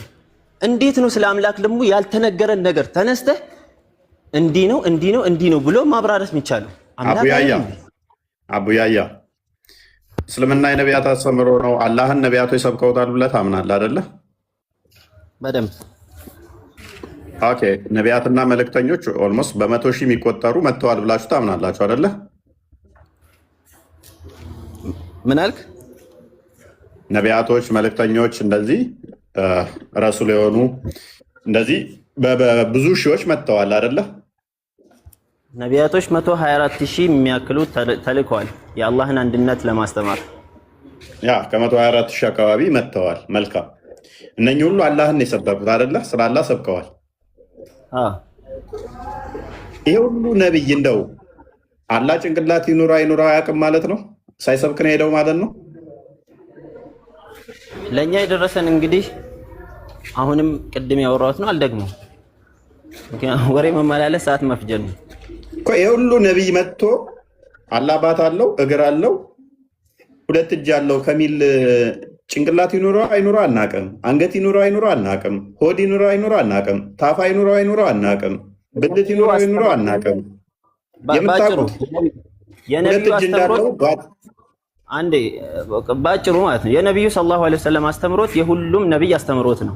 ስለዚህ የሌላውን ማወቅ አይጠበቅም። ነብይ አስተምሮ ከሆነ ባለፈው ኡስታዙም ብለዋል፣ የሁሉም ነቢያት አስተምሮ ከሆነ ደምረን ያወቅናቸው አካላቶቹ ስንት ናቸው ብዬ እንኳን ስለው አንተ የገለጽካቸው አለ። እኔ የገለጽኩት በጊዜው ባት፣ እግር እና እጅ።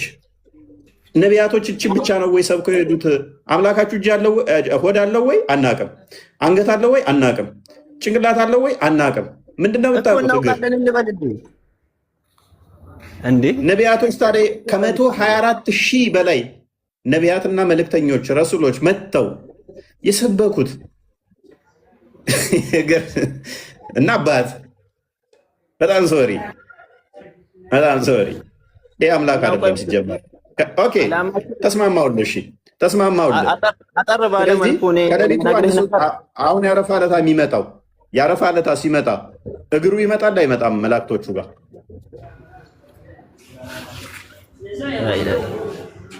አሁን እኔን ሐዲሱ ላይ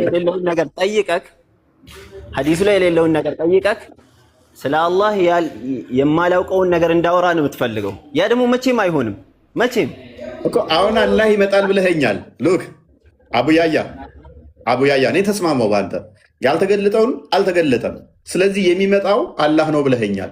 አላህ የምታውቀው ደግሞ ባቱንና እግሩን ነው እንዳለው እጅ እንዳለው ነው ይመጣል ስትለኝ። ስለዚህ እኔ የሚመስለኝ ምንድነው እሱ የምንረዳው አንተን እየነገርከኝ ባለው አላህ እግር አለው፣ ባት አለው፣ እጅ አለው።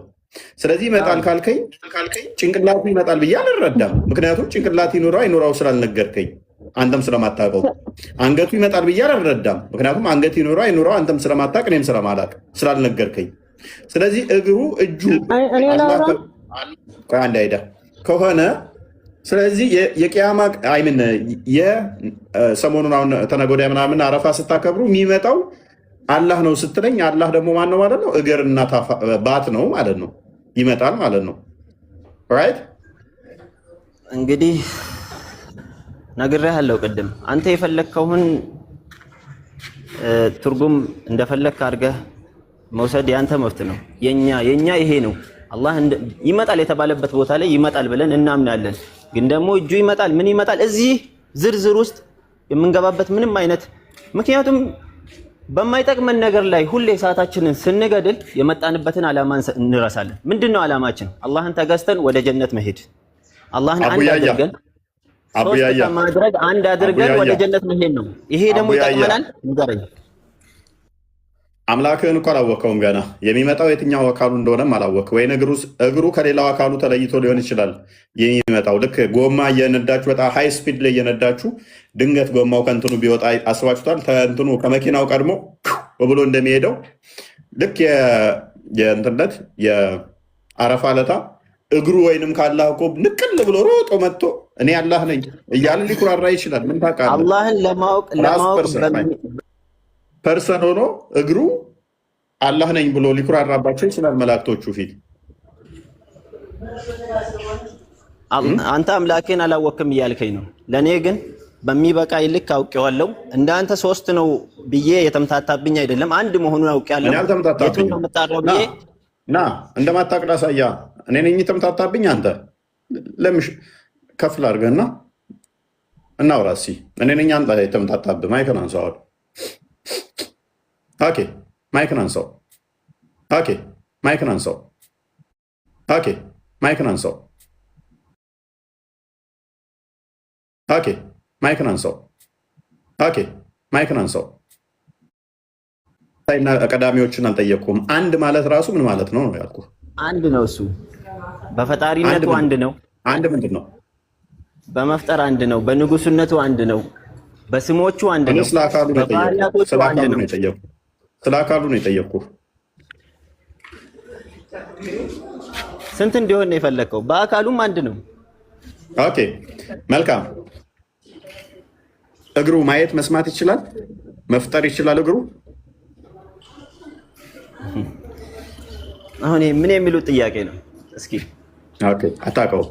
እጁ መፍጠር መስማት ማየት ይችላል? ነገር መፍጠር ሲፈልግ እኔ ደግሞ ልንገርህ እንዴት እንደሚፈጠር። ኖ ጠየቅ አይደለ? አሁን እግር መፍጠር ይችላል ምናምን እንዴት አላህ እንደሚፈጥር አዳም ፓኒክ አታድርግ። ፓኒክ አታድርግ። ኖ ፓኒክ አይደለም። መፍጠር ቆይ ፕሊዝ። እጁ መፍጠር መስማት ማየት ይችላል ወይ?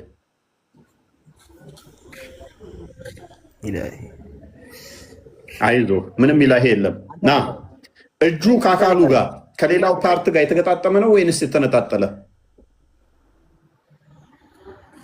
ምንድን ነው ያልከው? ኢላሂ ስላልክ ስላሳዘንከኝ አለፍኩልህ እሱን። እጆቹ ከሌላው አካሉ ጋር የተገጣጠመ ነው ወይንስ የተነጣጠለ? ነቢዩ ሰለላሁ ዐለይሂ ወሰለም የነገሩን አካል እንዳለ የጠየቅኩህ መልስ። እጆቹ ከሌላው አካሉ ጋር የተገጣጠመ ነው ወይንስ እጆቹ ለየብቻ እግሮቹም ለየብቻ ናቸው? ለየብቻ ነው የተባለም ነገር የለም። ተገጣጠመም ነው ነገር የተባለም ነገር የለም። እናውቀው ልክ መልካም። ስለዚህ ቆይ አንድ አካል ስትል የትኛውን ቆጥረህ ነው ማለት? በሁሉ ነገር አንድ ነው እያለ እጆቹን፣ እግሮቹን፣ ነፍሱን፣ ጣቶቹን አንድነት ደምረህ እኔ እንደምቆጠረው እጆቼ፣ ጣቶቼ፣ እግሮቼ ተደምረው እኔ አንድ እንደምባለው እንደዛ ነው አላህን አንድ እያልክ እየቆጠርከው ያለው? ለአላህ ምንም አይነት አምሳያ የለውም እኮ። ምኑን ቆጥረህ ነው? እጆች አሉት፣ ጣቶች አሉት፣ እግር አለው፣ ባት አለው፣ ፊት አለው። እነኛን ሁሉ ደምረህ ነው ወይ አንድ አካል ያልከው? አላህ አንድ ነው ስንል በአካሉም በስሙም በባህሪያቱም በሁሉ ነገር አንድ ነው ወይንስ እነኛ አንድ ብቻ ነው? ደምረህ እጁ አንድ ነው፣ እግሩስ? አንድ ነው ስትል ምን ማለት ነው አንተ የፈለከው? መልካም ጎበዝ ጥያቄ፣ ቆንጆ ጥያቄ። አንድ የሚለው ቁጥር የፍጡር ቁጥር ስለሆነ እኔ አንድ ስባል በደንብ አስተውል። እኔ አንድ ስባል እጆቼ፣ ነፍሴ፣ ቃሌ፣ እግሬ ተደምሮ ነው አንድ ባሉ። አይኖቼ ጭምር ተደምረው ነው አንድ ባሉ። እጄ ይሄ ቢቆረጥ እንኳን ስቲል አንድ እባላለሁ። አንድ እጅ ባይኖረኝ እንኳን አንድ ስባል ማለት ነው። እኔ ፍጡር ስለሆንኩ ማለት ነው። ፍጡር ስለሆንኩኝ ፈጣሪ ግን እንደኔ ይቆጠራል ብለን እኛ እናምንም።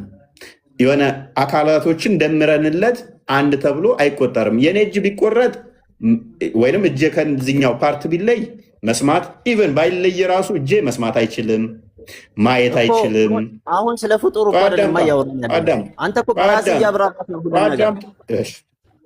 ጠየቀኝ እኮ አንድ ስትል ምንድን ነው እያልከኝ ስለሆነ፣ ስለዚህ የፍጡር እጅ ስለሆነ ይሄ አንድነት ተደምሮ ነው እኔ አንድ ተብዬ የምጠራው። አላህም እንደኔ ተደምሮ ነው ወይ ያልኩ ነው። አይ እንደ ፍጡር አይቆጠርም ካልክ ለምን አንድ ትለዋለህ? ለምን አንድ ትለዋለህ? እኛ ነገርኩ እኮ አንድ ነው የምንለው በፈጣሪነቱ በስሙ አልክ፣ በባህሪያቱ በሁሉም ነገሩ አልጠየኩም። ይህ ነው በቃ አንድ ነው ስንል ይሄ ከገባኝ አልጠየኩም።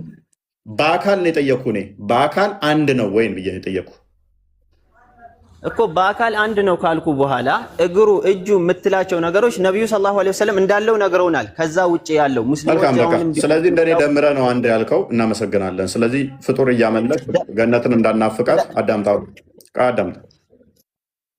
እኛ በአካል ሶስት ስንል አምላካችን ቃል አለው። እሺ እኔ ደግሞ ልጠይቅህ ባይሆን ምንድን ነው የምጠይቀኝ? እፎይ ቀለል አድርገን ማለት ነው። አሁን የኔን አምላክ ጠይቀኝ አይደለ?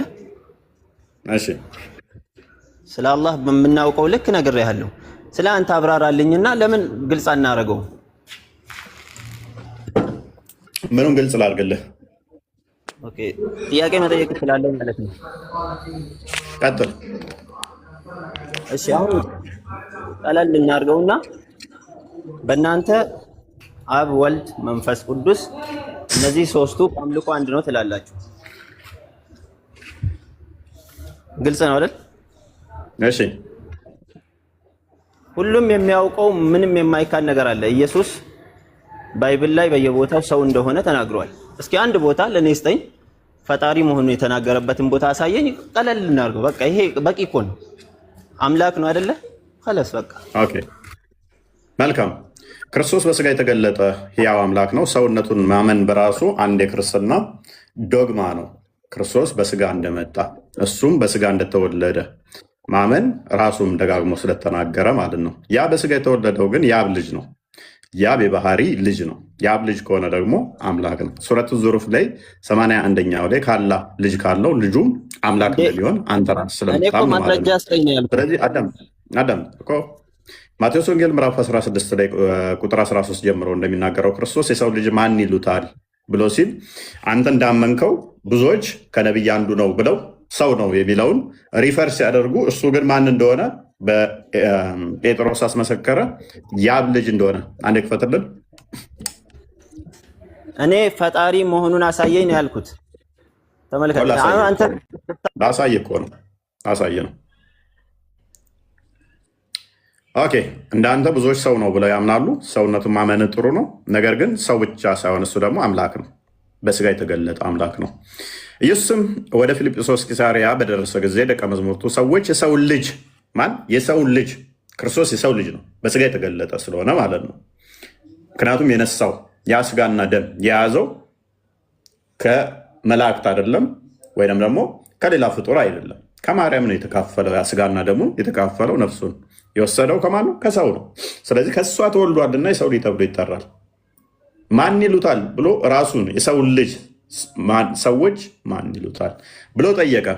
እነርሱም አንዳንዱ መጥምቁ ዮሐንስ፣ ሌሎቹም ኤልያስ፣ ሌሎቹም ኤርሚያስ ወይንም ከነቢያት አንዱ ነው ይሉሃል አሉት። ካለፉት ኤርሚያስ ነህ ይላሉ፣ ኤልያስ ነህ ይላሉ፣ ዮሐንስ ነህ ይላሉ፣ ከነቢይ እንዳንዱ ነህም ይልሃል። ፕሊስ አዳምጥ አቡያያ። ሙስሊሞች እንደሚሉት አሁን ከነቢይ አንዱ ነው ይሉሃል አሉት።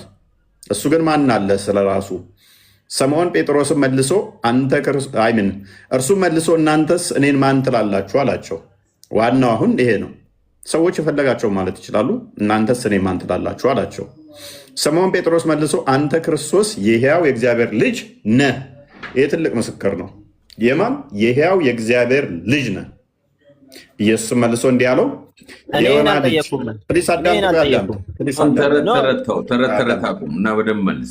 አዳምጥ። ቆይ ጭንቅላት አልባ አምላኪዎች ተረጋጋ። ፕሊስ አዳምጥ። ቆይ ስለዚህ የእግዚአብሔር ልጅ መሆኑን ነገራቸው ማለት ነው። ኢየሱስ መልሶ እንዲህ ያለው የዮና ልጅ ሆይ ስምዖን በሰማይ ያለው አባቴ እንጂ ስጋና ደም ይህን አልገለጸልህም፣ ብፁዕ ነህ አለው። ዮሐንስ ወንጌል ምዕራፍ 5 ቁጥር 17 አንዴ ክፈተው። አባቱ ከሆነ ነገረን፣ የሰው ልጅ እርሱ የአብ ልጅ መሆኑን ተማመንና አይተናል። አባቱ ማን ነው? አብ ነው። አባቱ አብ ከሆነ ደግሞ ክርስቶስ ምን ይለናል? ከዛስ ስለዚህ በሰንበት ይህንን ስለዚህ እኛም ፈጣሪ ነን ማለት ነው። አዳምጥ። የሰይጣን ምስክር አይደለም ይሄ። የሕያው የእግዚአብሔር ልጅ ክርስቶስ በስጋ ተገልጦ የተናገረው ነው። አንተ አሁን አላህ ልጅ የለውም ያሉ ሴጣኖች ጂኖች የነገሩትን እዛ ነው የምትቀበለው። ጂኒዎችን ከጣልክ ግን የክርስቶስን ስትሰማ የአብ ልጅ መሆኑን ስታምን እንደዚህ ይመጣል ማለት ነው። ስለዚህም በሰንበት ይህንን ስላደረገ አይሁድ ኢየሱስን ያሳድዱት ነበር፣ ሊገሉትም ይፈልጉ ነበር። በሰንበት የሚሰራ ፈጣሪ ብቻ ነው። ከፈጣሪ ውጭ ማንም አይሰራም። ሎክ በሰንበት የሚሰራ ፈጣሪ ብቻ ነው። ሱረቱ በቀራ ላይ ወይም ደግሞ ሁለተኛው ሱራ ላይ ቁጥር 65 ላይ አላህ ወደ ዝንጀሮነት ቀይሯቸዋል። በሰንበት የሰሩትን እኔ ብቻ ነው የምሰራው ብሎ ስለሚያምን ማለት ነው። አላህ ክርስቶስ በሰንበት የሰንበት ጌታዋም ስለሆነ ማርቆስ ወንጌል ምዕራፍ 2 ላይ ወደ መጨረሻ አካባቢ የሰንበት ጌታዋ እንኳን መሆኑን ተናግሯል። የሰንበትን የፈጠራት የሰንበት ጌታዋ እሱ ስለሆነ ይሰራባታል፣ ፍጡራን ግን አይሰሩበትም። ከዛስ አይሁዶች ተቆጡ፣ ተናደዱ። ኢየሱስ ግን አባቴ እስከዛሬ ይሰራል እኔም ደግሞ እሰራለሁ ብሎ መለሰላቸው። ምን አላቸው? አባቴ እስከዛሬ ይሰራል እኔም እሰራለሁ። አሁን ይህን ጊዜ በጣም የሚያስቆጣ የሚያናድድ። ለምን? መፍጠር መስራት ሰንበት ጌታዋ ፈጣሪ ብቻ ነው። አብ ይሰራል እኔም እሰራለሁ። ይህን ጊዜ ተናደዱ። ኢሚዲየትሊ ድንጋይ አነሱ እኮ። አንዴ ጥቅሱን ብታሳይን። ጥቅሱን እያነበብን ነው። ሜይ ቢ አይነን ተጠቀመው። አንዴ ከፍ አድርገው። እሺ ጥቅሱን አሳየኝ ይላል። እያነበብኩ እኮ ነው ማውራው። እንግዲህ ሰንበትን ስለሻረ ብቻ አይደለም፣ ነገር ግን ደግሞ ራሱን ከእግዚአብሔር ጋር አስተካክሎ እግዚአብሔር አባቴ ነው ስላለ፣ ስለዚህ አይሁድ ሊገሉት አብዝተው ይፈልጉ ነበር። ስለዚህ ክርስቶስ ከአብ ጋር የተካከለ እኩል ስልጣን ስላለው ሰንበትን የሚሰራባት ሰንበትን የፈጠራት ሁሉን ያስገኘ እሱ ስለሆነ በስጋ የተገለጠ ሮሜ ምዕራፍ 9 ቁጥር 5 ላይ እንደሚናገረው አባቶች ለእነሱ ናቸውና ክርስቶስ ከነርሱ በስጋ መጣ። እርሱ ከሁሉ አባቶች ለእነሱ ናቸውና ክርስቶስ ከነርሱም ክርስቶስ በስጋ መጣ። እርሱ ከሁሉ በላይ ሆኖ ለዘላለም የተባረከ ምንድን ነው? አምላክ ነው። ፊልጵስዩስ ምዕራፍ 2 ቁጥር 4 ጀምሮ እስከ 8 እንደሚናገረው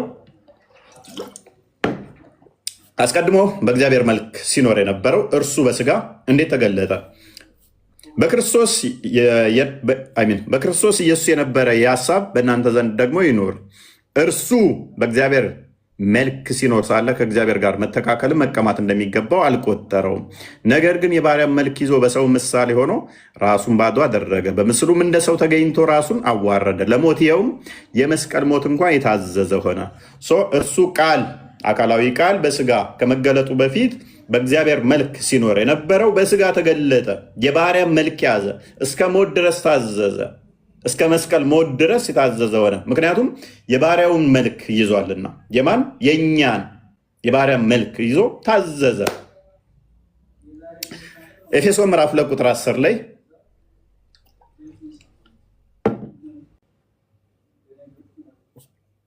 እኛ ፍጥረቱ ነንና እንመላለስበት ዘንድ እግዚአብሔር አስቀድሞ ያዘጋጀው መልካሙን ስራ ለማድረግ በክርስቶስ ኢየሱስ ተፈጠርን። በክርስቶስ ኢየሱስ ተፈጠርን። ቆላስይስ ምዕራፍ 1 ቁጥር 15 ላይ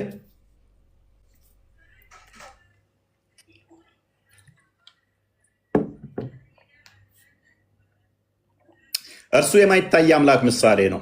የሚታዩትና የማይታዩት ዙፋናት ቢሆኑ ጌትነትም ወይንም አለቅነት ወይንም ስልጣናት በሰማይ በምድር ያሉት ሁሉ በእርሱ ተፈጥረዋልና ከፍጥረት ሁሉ በፊት በኩር ነው። ሁሉ በእርሱ ለእርሱ ተፈጥረዋልና። ዮሐንስ ወንጌል ምዕራፍ 1 ቁጥር 3 ላይ ሁሉ በእርሱ ሆነ ከሆነውም አንዳች እንኳ ያለ እርሱ የሆነ የለም። በማ ሁሉ በቃል ተፈጥረዋልና ዓለማት እንኳን በእርሱ ሆኑ። በማ በቃል ቁጥር 10 ላይ ዕብራውያን ቁጥር 10 ላይ በዓለም ነበረ፣ ዓለሙም በእርሱ ሆነ፣ ዓለሙም አላወቀውም። እርሱ የት ነበረ? በዓለም ነበረ። ምክንያቱም በአብ እቅፍ ስላለ። ቁጥር 18 ላይ በአብ እቅፍ ስላለ የአብ የባህሪ ቃሉ ስለሆነ አብን ማንም ያየው የለም። ቅድም የማይታይ አምላክ ምሳሌ ነው አለው አይደለ? መቼም ቢሆን እግዚአብሔርን ያየው የለም አንድስ እንኳን ቢሆን። ምናልባት ዛሬ ላይሆን ይችላል። ማ ወልድ በስጋ የተገለጠው ክርስቶስ አባቱን ልጁ ተረከው። አባቱስ ልጁን እንዴት ተረከው? ዕብራውያን ምዕራፍ 1 ላይ ቁጥር 3 ሁሉም ወራሽ ባደረገው ደግሞ ዓለማትን በፈጠረበት በልጁ በዚህ ዘመን መጨረሻ ለእኛ ተናገረ። ልጁ ምንድን ነው? ቃሉ ነው። ዓለማት የተፈጠሩት በእግዚአብሔር ቃል ነው። በእግዚአብሔር ቃል ዓለሞች ሰማያዊ ጸኑ እንደሚለው ማለት ነው። በአፉም እስትንፋስ እንደሚለው መዝሙረ ዳዊት ምዕራፍ 33 ቁጥር 6 ላይ ከ6 እስከ 9 ዓለማት የተፈጠሩት ራሱ በልጁ ነው። ስለዚህ ስለ ልጁ አብ ምን ብሎ ይመሰክራል? ቁጥር 8 ጀምሮ ስለ ልጁ ግን አምላክ ሆይ ዙፋንህ እስከ ዘላለም ድረስ ይኖራል፣ የመንግስት ብትር የቅንነት ብትር ነው። አብን ታምኖ የለ ይኸው አብ ስለ ልጁ አምላክ ሆይ ያለ ይጠራዋል። አምላክ ሆይ በሉና ጥሩት እናንተ። ቁጥር ማቴዎስ ወንጌል ምዕራፍ 15 ላይ ማቴዎስ ወንጌል ምዕራፍ 17 ላይ ቁጥር 5 ላይ አብ ስለ ልጁ ምን ብሎ ይመሰክራል? እርሱም ገና ሲናገር እነሆ ብሩህ ደመና ጋረዳቸው፣ እነሆም ከደመናው በእርሱ ደስ የሚለኝ የምወደው ልጄ ይህ ነው፣ እርሱን ስሙት የሚል ድምፅ መጣ ይላል። ስለዚህ ልጁን እንስማ። አሁን ልጁን ስሙት ካለን አብ፣ ወልድ ደግሞ ምን ይለናል? ዮሐንስ ወንጌል ምዕራፍ 11 ቁጥር 25 ላይ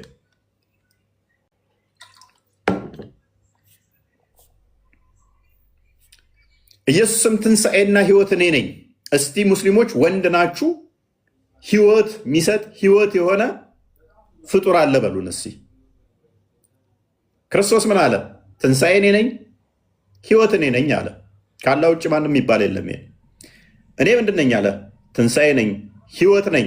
የሚያምንብኝ ቢሞት እንኳ ሕያው ይሆናል። ሕያው የሆነ የሚያምንብኝ ቢሞት እንኳን ለዘላለም አይሞትም አለ።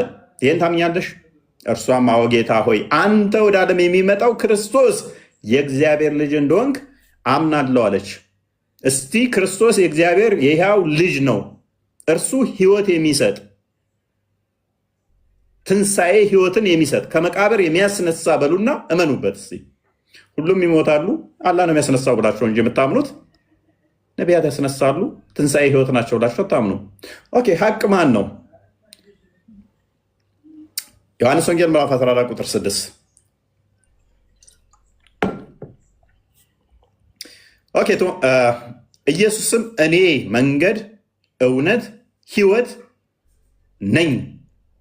እስቲ አንድ ሙስሊም ይነሳና እኛ እውነት ነን ማለትም አንዱን ነቢይ እውነት ተብሎ የሚጠራው አንድ ነቢይ ነው በሉ። ምክንያቱም ሐቅ ተብሎ የሚጠራው አላህ ብቻ ነው። ሕይወት ሌላ ነው በሉና ጥሩ። እስቲ ሕይወትን አሰጣለሁ አይደለም ያለው፣ እውነትን ነግራችኋለሁ አይደለም ያለው፣ ነኝ ራሱ ነው። ሱረቱ ሐጅ ቁጥር 6 አንዴ ክፈተው።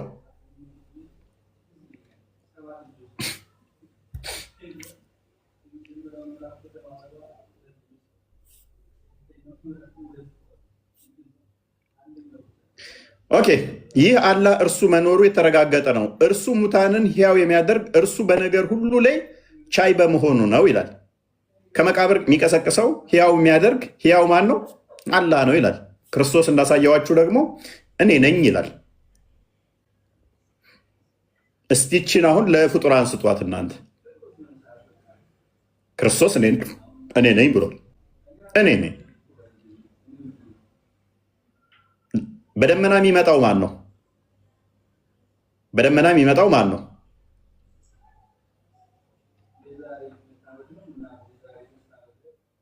ልጅንም አይቶ በእርሱ የሚያምን ሁሉ የዘላለም ሕይወት እንዲያገኝ የአባቴ ፈቃድ ይህ ነው፣ እኔም በመጨረሻ ቀን አስነሳዋለሁ። ከምን? ከመቃብር ውስጥ። ዮሐንስ ወንጌል ምዕራፍ 5 ቁጥር 23 አካባቢ።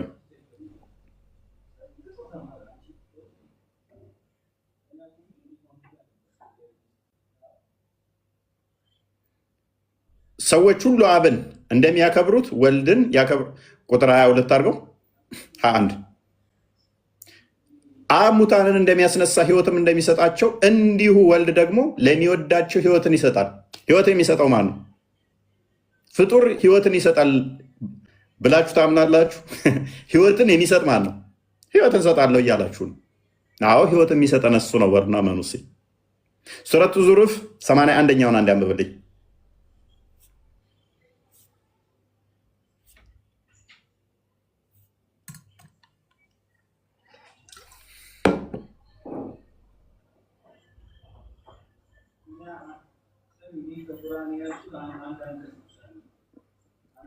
አንብበው።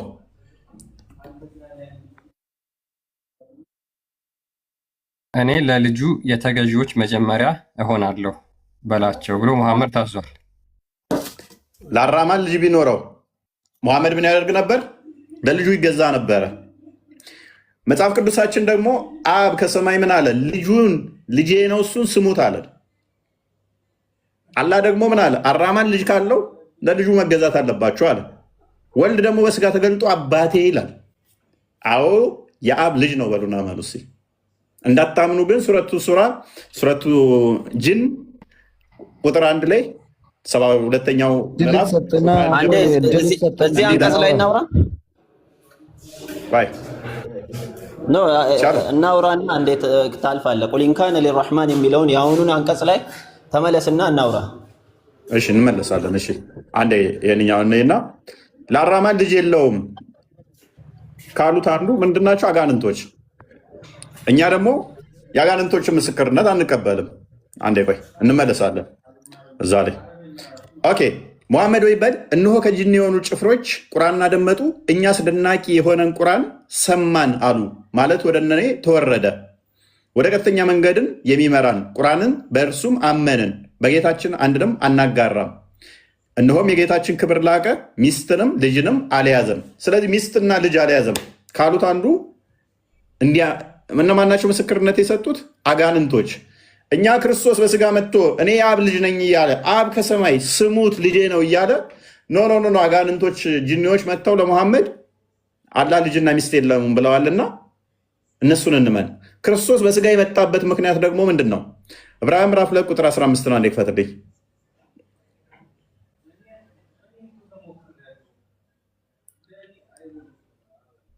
ነገር እንግዲህ ልጆቹ በስጋና በደም ስለሚካፈሉ እርሱ ደግሞ በሞት ላይ ስልጣን ያለውን በሞት እንዲሽር ይኸውም ዲያብሎስ ነው። በሕይወታቸው ሁሉ በሞት ፍርሃት በባርነት የታሰሩትን ነፃ እንዲያወጣ በስጋና በደም እንዲሁ ተካፈለ። ክርስቶስ በስጋ የተካፈለው የአብርሃምን ዘር የያዘው የመጣው ማንን ለመሻር ነው? የዲያብሎስን አሰራር ለማፍረስ ነው። በስጋ የተገለጠው የአብ ልጅ የዲያብሎስን ስራ ለማፍረስ ነው።